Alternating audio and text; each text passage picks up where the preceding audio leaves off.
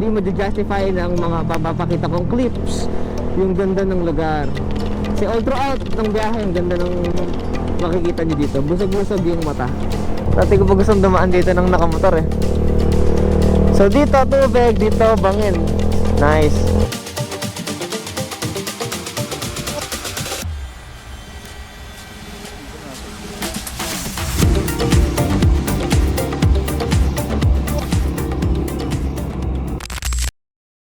So sa Caltex station ng aming meet up point at 2:30 AM. So dito kami mag-full tank para dire-diretso yung biyahe natin. And syempre 7-Eleven na rin para maka-breakfast tayo ng konti. And syempre para mag-pray na din for extra safety sa ating biyahe.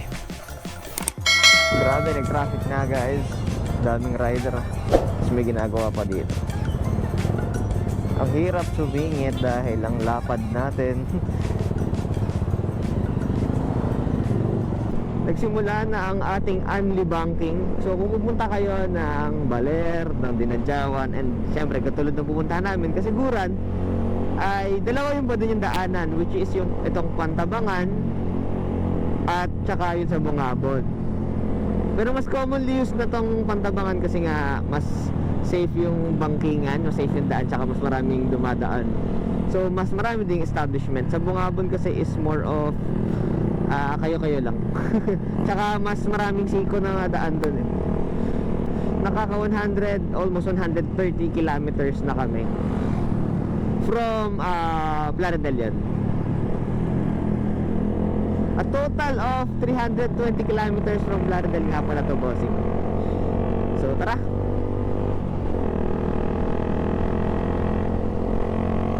Alright guys, so after namin magpahinga, tayo ay papunta na sa Kasiguran talaga. Sa wakas nakita ko na yung word na Kasiguran dun sa mga sign sa kalsada. So 3 hours pa according to Google Maps.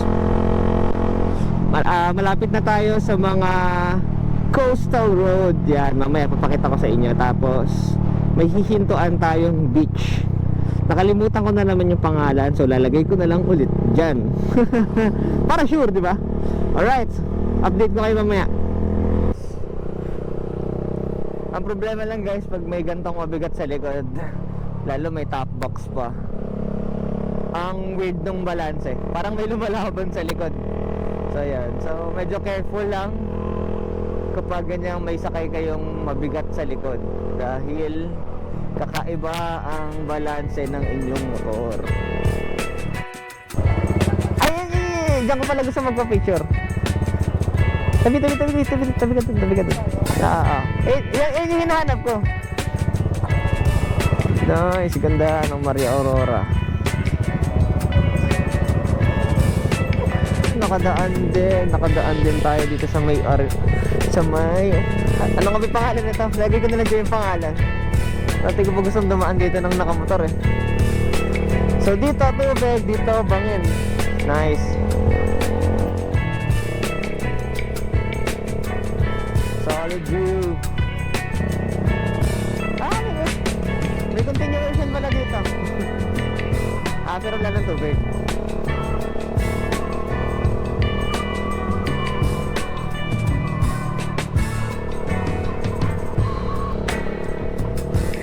Meron pa din. Nice.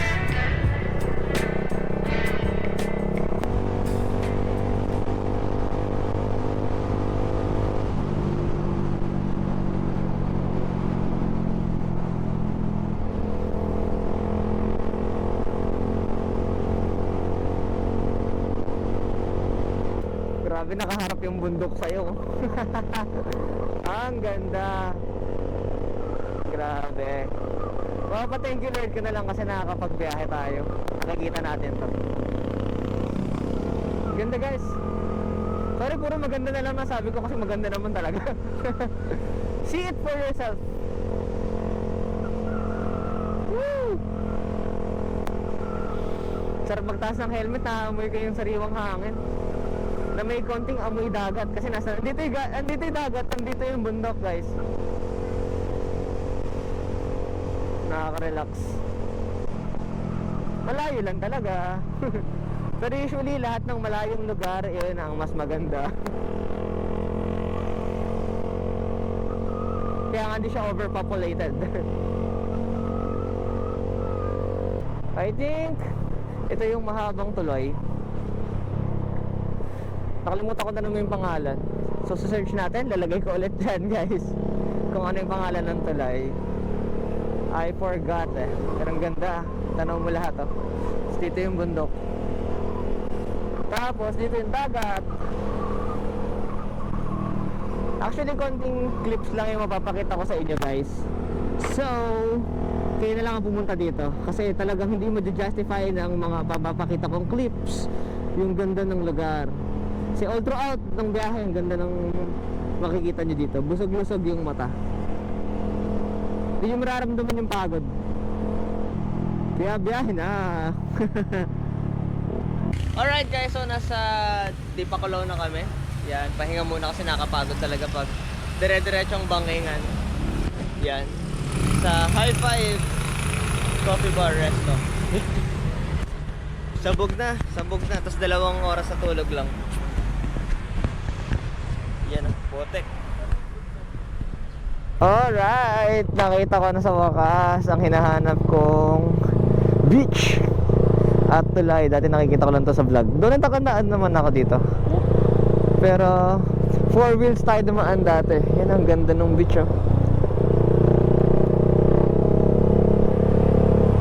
paka-solid Yan, dami nagpipicture dito. Pero ako dun ako sa may kabila magpipicture. Sa may Ampere ba? Nakalimutan ko yung pangalan pero mamaya, ayan, lalagay ko na lang dyan guys.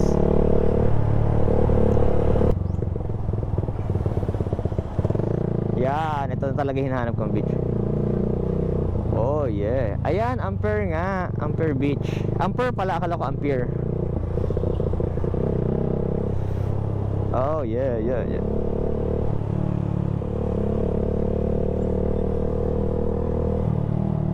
Hanap lang tayo ng pwesto kasi ang dami nagpipicture. Yan.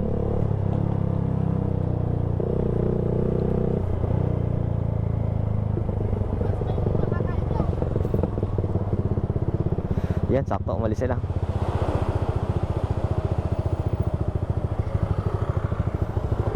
Yeah. Nice one.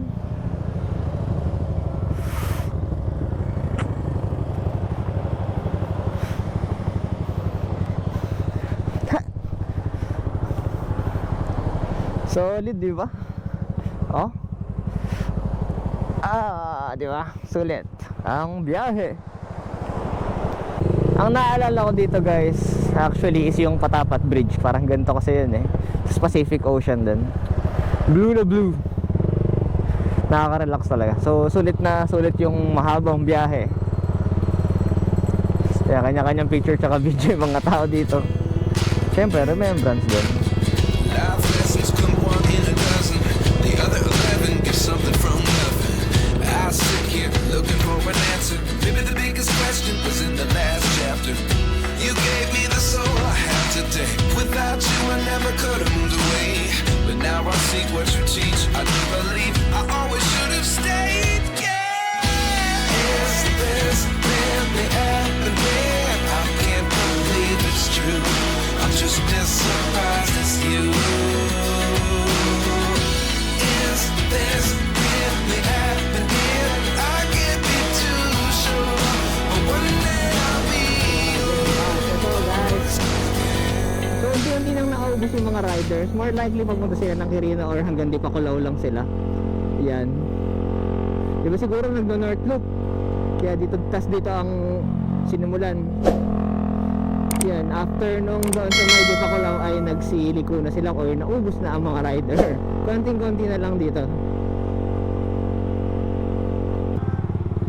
Basing, kain na kaya tayo? Kain na tayo dito?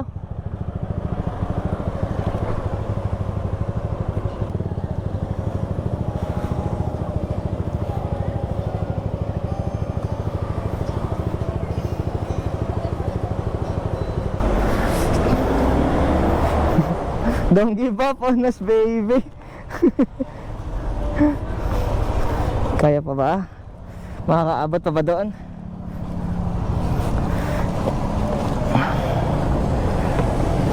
One eternity later. Alright mga bossing, so tapos na kaming kumain. Andito na kami sa Dinalungan, Aurora. So papasok na tayo ng Kasiguran. I think mga 50 kilometers na lang ay andun na tayo. So yan, may nagbabadya. At andun na kami. And dyan papakita ko sa inyo kung nasa na kami ngayon. Mayroon tayong iikutan para makapunta tayo dun sa Tibu Tidal Pool. Yan, so excited na tayong makita yon. Sana may pupwestuhan pa kami kasi medyo late na, mga 1:22 na. Ayan, exactly 1:22. Sana may pupwestuhan pa kami maganda ng tent. Alright. Yan, mamaya update ko ulit kayo guys. So yan guys, ito ang tinuturo ni Google. Yung hanging bridge na to. Yan. Nakalimutan ko kung sinong vlogger nagsabi nito na pwedeng dumaan dito. Kaso syempre tingnan mo naman, parang pang tao lang talaga siya. 'Di ba?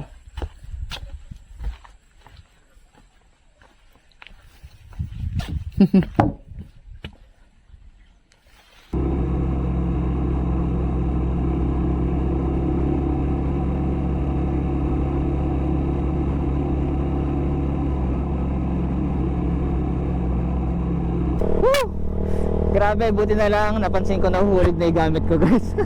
Saktong paghinto ko nahulog yung tent. Grabe, blessing ni Lord.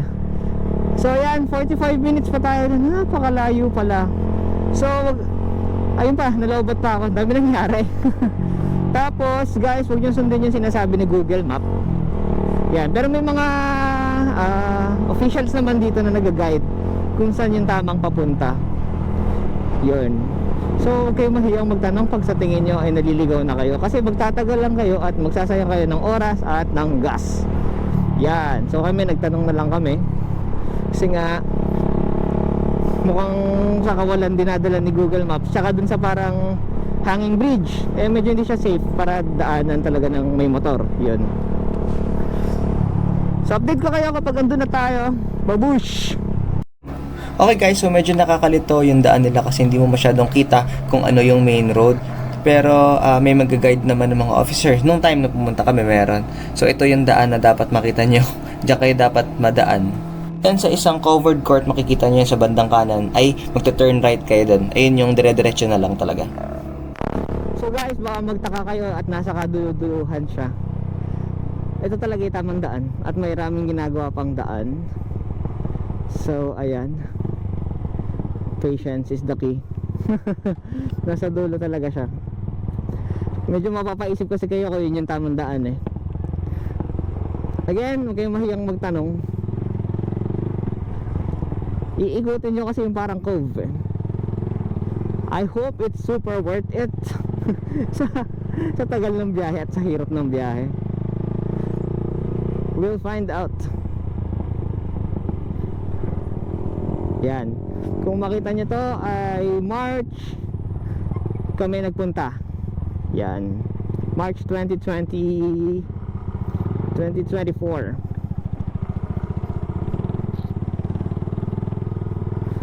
Baka kasi late nyo na mapanood, tapos na pala to.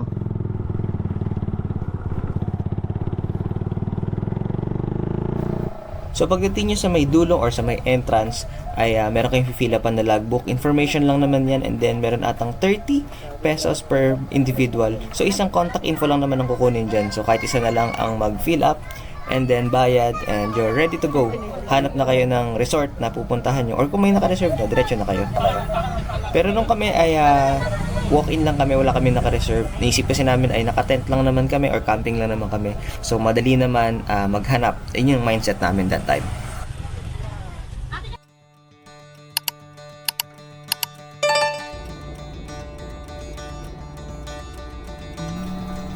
Initially, ang balak namin puntahan ay Pacific Sunrise Beach Camp. Pero nung nakadaan kami ay punong-puno na. So naghanap na lang kami dun sa susunod na camp, which is nakalimutan ko kung ano yung pangalan ng camp. Pero magkakasunod lang naman yun, bossing. So ang nagastos namin dyan ay 367 pesos lang for 3 persons, bossing, no? Kasi 200 yung entrance or yung para sa makapag-tent ka. And then 500 pesos yung pinaghati-hatian namin tatlo para sa tables and chairs tsaka hammock. So yung 500 naman is pinaghatian namin tatlo yun. So a total of 367 pesos. Shoutout nga pala kay Bossing JB na tinuruan ako kung paano mag-set ng aking tent or ng aking camping setup. Yan, newbie.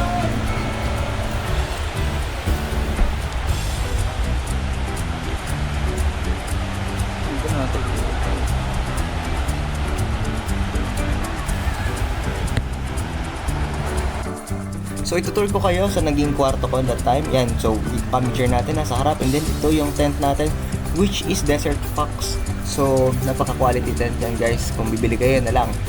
And then yan, halatang ayaw natin sa blue and black. So sleeping bag, yung inflatable na unan, and then pinasok ko yung mga gamit ko para mas madaling magligpit kinabukasan. And then may zipper yan para syempre masarado natin and hindi tayo mapasok ng lamok.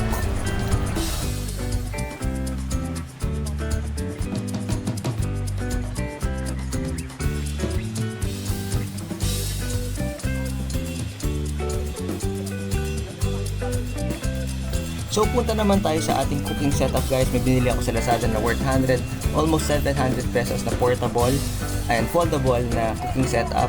Even yung aming lutuan ay portable lang din, maliit siya. So pang butane siya, worth 100 something pesos lang din yan, Lazada.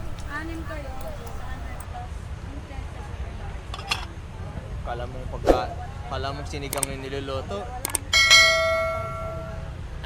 Ang original plan talaga namin mga bossing ay mag-ihaw, kaso hindi na kami nakabili ng meat dahil iniisip namin na baka masira ito. So yun yung medyo regret namin. Buti na lang may mga baon tayong delata, tsaka nakabili tayo ng konting kamatis, yan, tsaka mga cooking oil. So nakasurvive naman tayo for the night gamit ang canned goods and noodles. So kami nung naka-blue ay first time namin mag-moto camping, kaya very bago sa amin lahat. Kaya ngayon ay marami na tayong alam at alam na natin yung mga kailangan nating dalhin sa susunod na moto camping natin.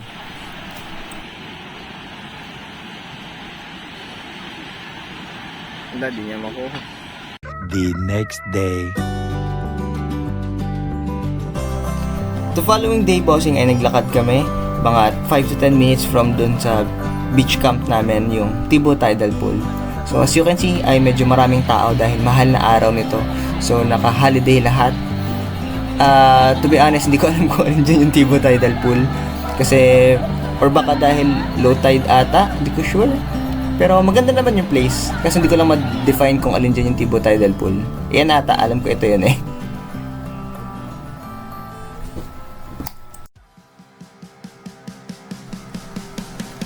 Kung umabot ka dito, bossing, ay maraming salamat for the support.